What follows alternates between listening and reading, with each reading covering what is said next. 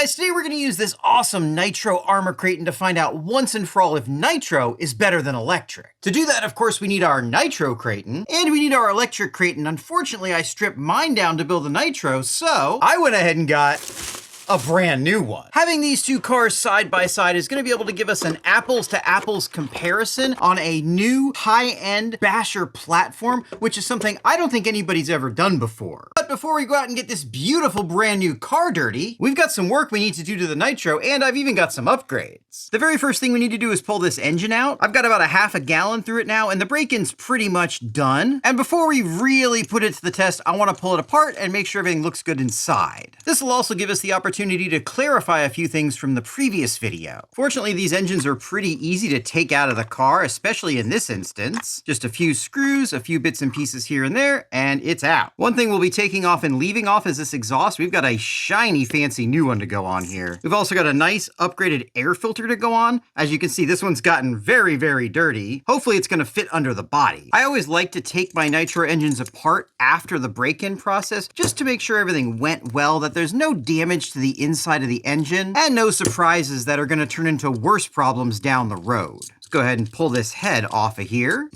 See, that screw is actually a little bit loose. That's a great thing to catch before it gets too loose, because if the head's loose, it could cause damage. Before you pull anything apart on a Nitro engine, make sure your work surface is very, very clean. Make sure that the engine exterior is also as clean as possible. You don't want any dirt or grit getting in the engine, because one piece of grit could destroy it if it gets into the wrong place. All right, removing the cooling head, we can see that the button is underneath it. This is the actual head of the cylinder. And then looking in here, we can see that everything looks nice and clean. You can definitely tell this is a new engine because there's not a lot of deposits on there. The glow plug looks great. Make sure you keep track of your head shims. As you can see here, there are multiple, and if you don't put all these back in, it's actually going to change the compression ratio of the engine, which could cause problems. Next thing I'm going to do is remove the carburetor. While I'm doing this, I want to clarify that this is not a diesel engine. Even though it doesn't have spark ignition and diesel engines have glow plugs, the way this works is fundamentally different from a diesel. A diesel engine actually uses the compression itself from the piston going up and squeezing the fuel-air mixture to ignite that fuel-air mixture. These Nitro engines use the little filament in the middle of the glow plug to ignite the fuel-air mixture. When you start a Nitro engine, you use one of these glow drivers connected to the back side of the glow plug itself, and it actually makes that filament glow. You can see it's glowing nice and orange in there. However, when you remove that glow driver, of course, that's going to go out on its own, but that little piece of filament has platinum coating on it, and that platinum coating has a catalytic reaction with the methanol in the nitromethane fuel, and that's what keeps that glowing, and it's that continued glowing that ignites the fuel-air mixture. Go ahead and pull the pull starter off here. I'm not going to pull this thing completely apart, but we are going to pull it most of the way down just to make sure everything looks good inside. During this comparison, not only are we going to use these two Kratons, but I've got a really nice Traxxas Revo we're going to use, because I think that actually represents the pinnacle of Nitro technology before everybody ended up going to electric. Pulling this starter off, you can see how it works. You pull on this rope and it turns that hex, which turns this hex, which moves the piston. This hex has a one-way bearing in it, meaning it can turn one direction to move the piston, but then freewheels the other direction. As you're taking one of these apart, just make sure everything stays nice and clean. You really don't want to get any grit inside. And in a situation like this where I'm not going to be cleaning this thing completely before putting it back together, it's something you really need to pay attention to. By the way, if you're enjoying this Nitro content, make sure you get subscribed, because I've got one more Nitro video coming after this that you really aren't going to want to miss. All right, now I'm going to check for dirt one more time around this back plate. It looks clean. Go ahead and pull this off. And a little pin came out with it. This is the pin that actually drives the crankshaft from the pull starter, so make sure you don't lose that. And then inside here, we can actually see the crankshaft, the connecting rod, and the bearing in there. Now our sleeve should be free. We can pull that straight out of there. And this is really interesting. This is the actual cylinder itself. The piston runs up and down in this, and all of these holes allow fresh air and fuel in and exhaust out. Now we should be able to get our piston out of here. And this does only go one way. You want to make sure that this cut is towards the intake so that it can clear the crankshaft. So taking a look at all of this, it looks really, really nice. You can see we're getting a little bit of color on the top of the piston, but the sides of the piston don't have any scoring on them and overall look really clean. And the inside of the cylinder looks really, really good too. You can see a little bit of a wear mark on there, and that's actually what we've been doing during the break-in. As you can see here, this piston does not have any rings on it. It has no way to seal against the cylinder. And the sealing is actually done by the cylinder being tapered at the top. As you can see, the piston gets tight as it goes up. The vast majority of the break-in process is creating a nice, clean mating between the piston and the cylinder and wearing those two into each other. This is why it's really important to preheat your engine before break-in so that the cylinder can expand to its operating temperature, and why it's really important to run the engine very rich during break-in so there's plenty of lubricant to prevent things from getting scuffed up between the piston and the cylinder. Speaking of which, it's actually this piston that controls when the exhaust goes out and the intake comes in. After you have a combustion event up here, which pushes the piston down,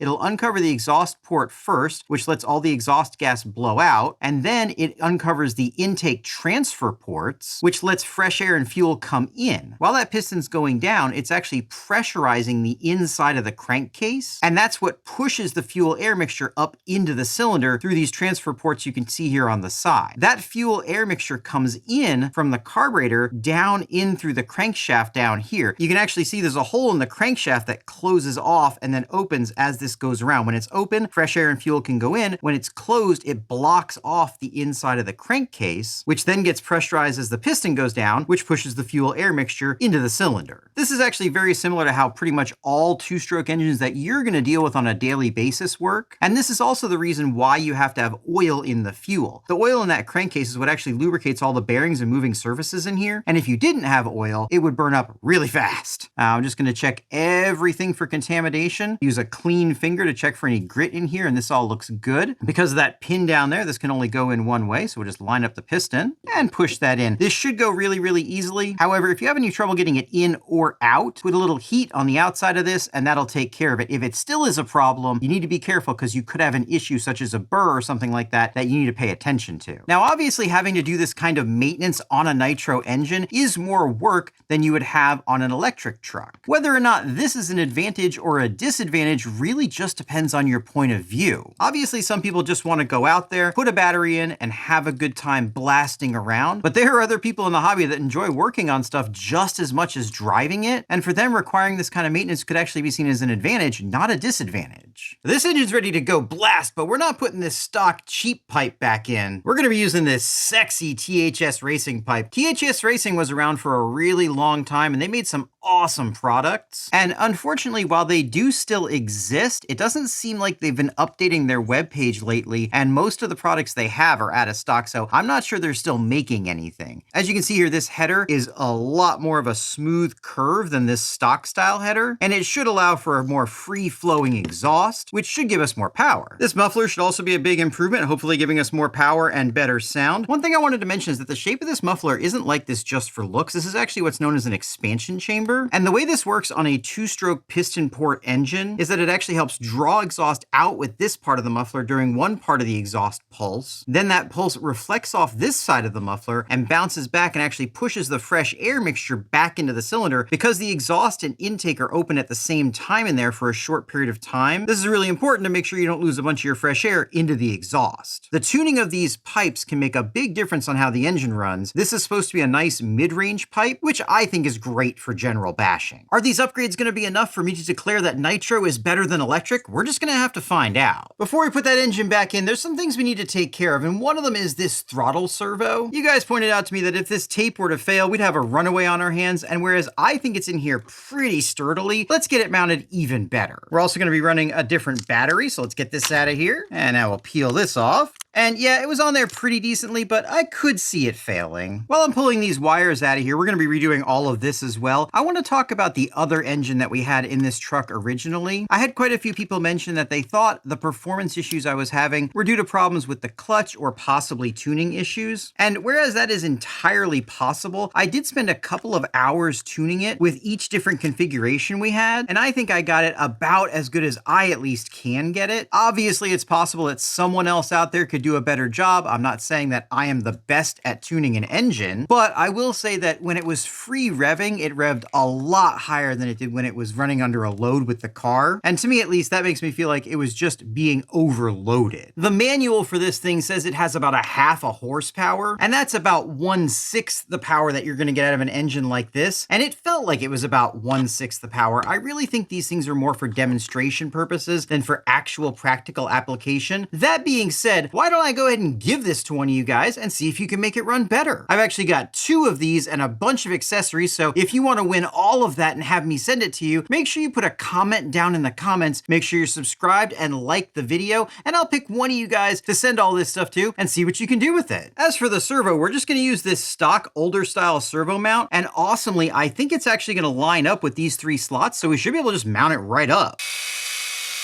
And let's check that out. And yeah, that's actually going to fit in there perfectly. And it's really cool that we're using an Arrma piece. Speaking of Arrma pieces, before we install it though, I want to fix this brake. In case you missed it, we're using the Fireteam rear brake to stop the whole truck. That's why we have a spool here instead of a center differential. But for the 2-cylinder engine, I had to put the servo on the other side, which means I had to cut this mount out of here. And it's really floppy now. So I went ahead and just bought another whole new mount.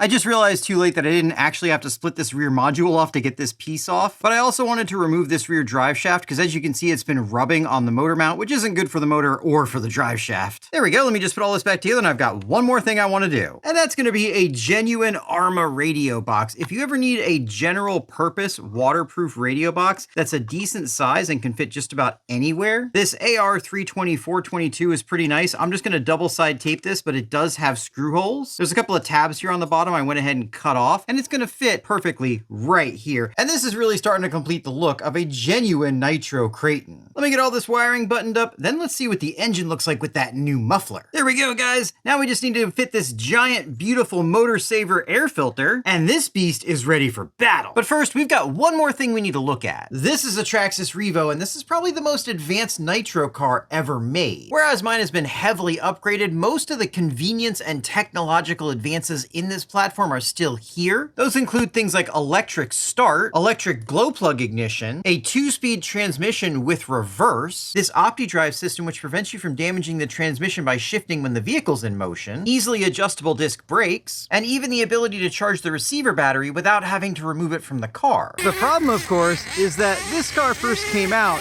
20 years ago, and most of the technology that's in it is also from 20 years ago. Unfortunately, there really haven't been many, if any, advances in convenience and technology when it comes to Nitro RC cars in those last 20 years. We've really just been dealing with most of the same models, and in bashing, things have not gotten easier and they have not gotten more advanced.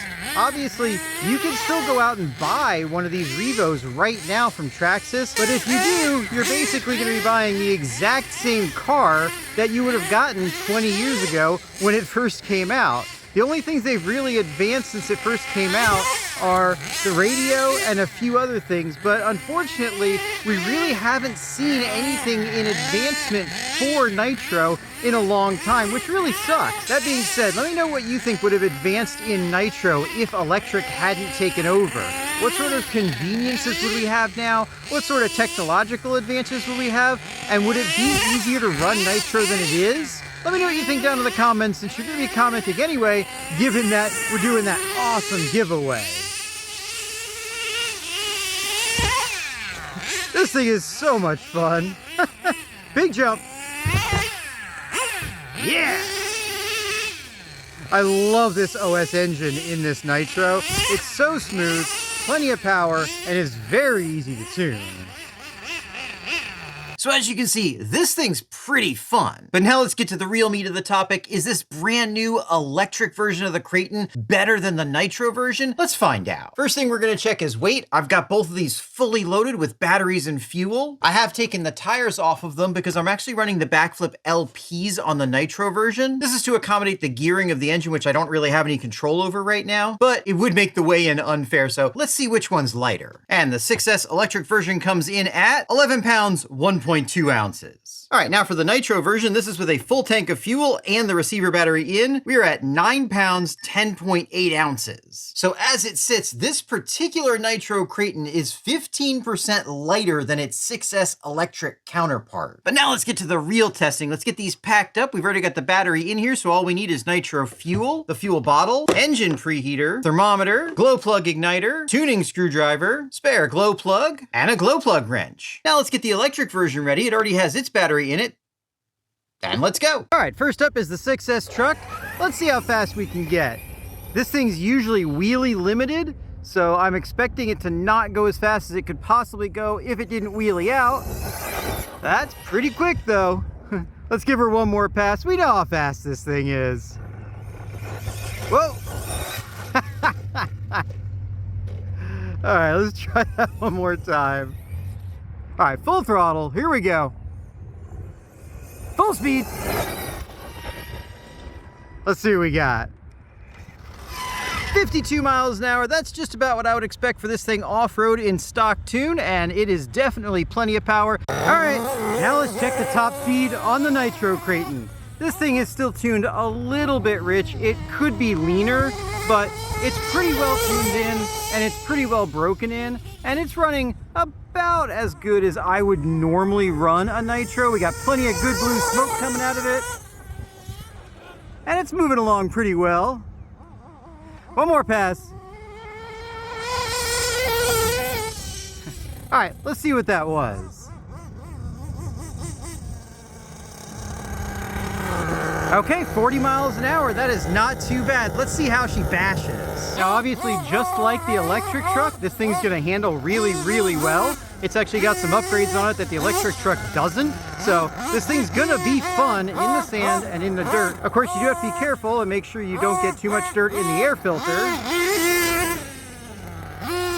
But overall, this thing is gonna be a ton of fun, and it's really hard to beat that sound, and it's really hard to beat that smell. And yeah, this thing is an absolute blast. I love the way it runs, I love the way it handles, and again, the sound and smell, you just can't beat it.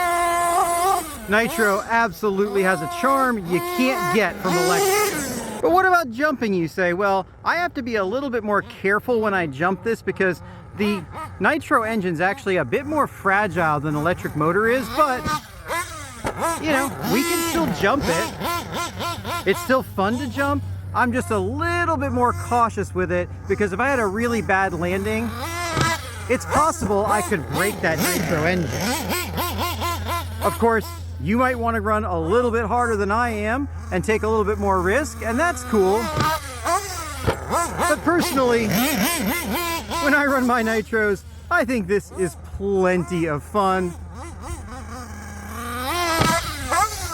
And it's really more about the experience than going all out all the time. Just like with the speed run, bashing this electric Kraton EXP V6 is a known quantity. This thing runs really, really well. It is my favorite basher out of the box. It is an absolutely monstrous thing, and I really, really enjoy it. Obviously, I've done a lot of upgrades to this platform, but even in stock box form, it runs really, really well. It handles well. It is an incredible basher, and I think anybody that gets one of these is going to be very, very happy. Obviously, with some upgrades, it can do a little bit better. It has the emulsion style shocks that we first saw in the EXP V2 and then on the V6 Kraton. But of course, the zero rebound pistons from M2C definitely help. Though even without them, this thing is an absolute jumping fool. Let me show you. Every time I break out this ramp, people ask me what it is, and this is a Pacific Northwest RC Madness ramp. I did have to reskin it once because the stock skin had died on me. But overall, it's a really great ramp. It's very durable, and I've put some serious abuse on this thing, and it holds up really, really well. Speaking of abuse and holding up well, as you can see right out of the box, the EXP V6 Kraton does extremely well with jumping. Very smooth, lands fantastically. I love this truck. If you've been thinking about getting a really hardcore basher, this is definitely what I would recommend you get because Like I said, out of the box, it has a really nice combination of handling, bashability, jumpability, and speed. And there we go, guys. For the first time that I'm aware of, we've been able to compare Nitro versus electric on a truly modern basher platform, and I think the results are unequivocal. Before I talk about that, I want to say that this is all just about bashing Nitro, not about racing Nitro. I'm aware that racing Nitro engines have progressed a ton and continue to progress a ton. This is talking strictly about Nitro and electric in bashing. So what are those results? Well, as we saw, the Nitro truck is lighter. Working on it, running it, and bashing it is very engaging.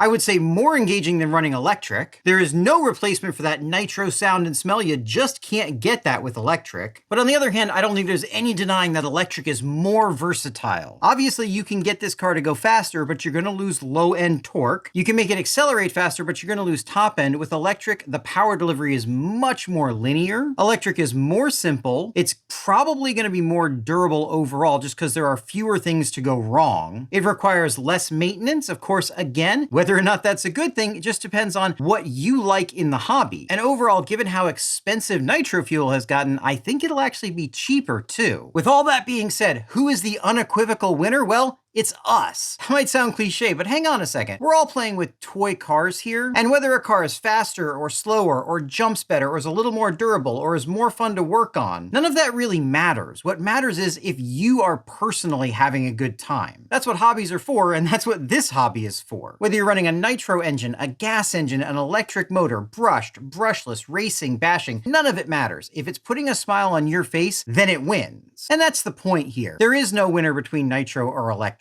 They're both fun, and if you're having fun, then you're doing it right. Now I'd like to hear your opinion. Make sure you comment and subscribe anyway for a chance to win. If you don't know about the giveaway, we talked about it a little earlier in the video. Thanks so much for joining me on this journey. Check out one of these videos.